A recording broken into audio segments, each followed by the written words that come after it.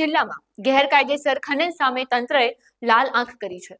ચોટીલાના પાંચવડી ગામે પ્રાંત અધિકારીની ટીમે કરોડોનો મુદ્દામાલ જપ્ત કરી ખનન માફિયાઓમાં ફફડાટ ફેલાવી દીધો છે. ચાલો જાણીએ સમગ્ર ઘટના. નમસ્કાર, લલકા ન્યૂઝ સાથે હું રિયા રાવલ.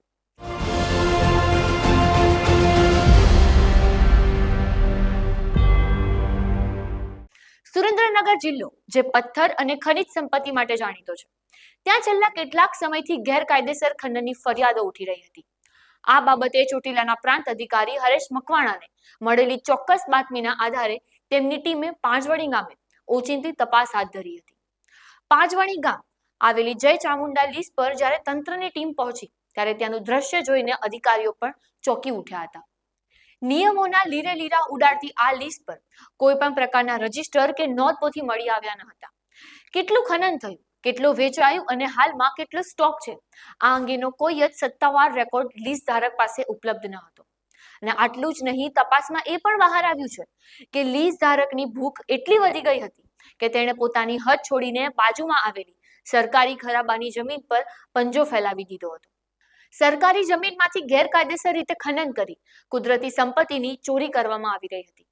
જપ્ત કરાયેલ મુદ્દામાલ જોઈએ તો ભારે મશીનરી, હિટાચી જેસીબી, ડમ્પર અને અન્ય વાહનો, ખનિજ સ્ટોક, જેની કુલ કિંમત આશરે 2,85,00,000થી વધુ હોય તેવું સામે આવ્યું છે. તંત્રની આ આકરી કાર્યવાહીથી સમગ્ર પંથકમાં ખળભળાટ મચી ગયો છે. જે રીતે કરોડોનો મુદ્દામાલ જપ્ત કરવામાં આવ્યો છે તે જોતા લાગે છે કે આવનારા દિવસોમાં અન્ય ગેરકાયદેસર લીઝ ધારકો પર પણ તવાઈ લાગવાની છે. હાલમાં પ્રાંત અધિકારીએ તમામ મુદ્દામાલ સીઝ કરીને આગળની કાયદેસરની કાર્યવાહી માટે રિપોર્ટ તૈયાર કર્યો છે.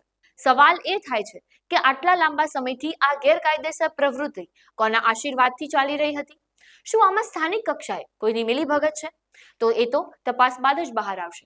ત્યારે તમારું શું માનવું છે આ વિશે? કોમેન્ટ બોક્સમાં જરૂરથી જણાવજો અને આવી જ અપડેટ માટે લલકા ન્યૂઝને લાઇક, શેર અને સબસ્ક્રાઇબ જરૂરથી કરજો.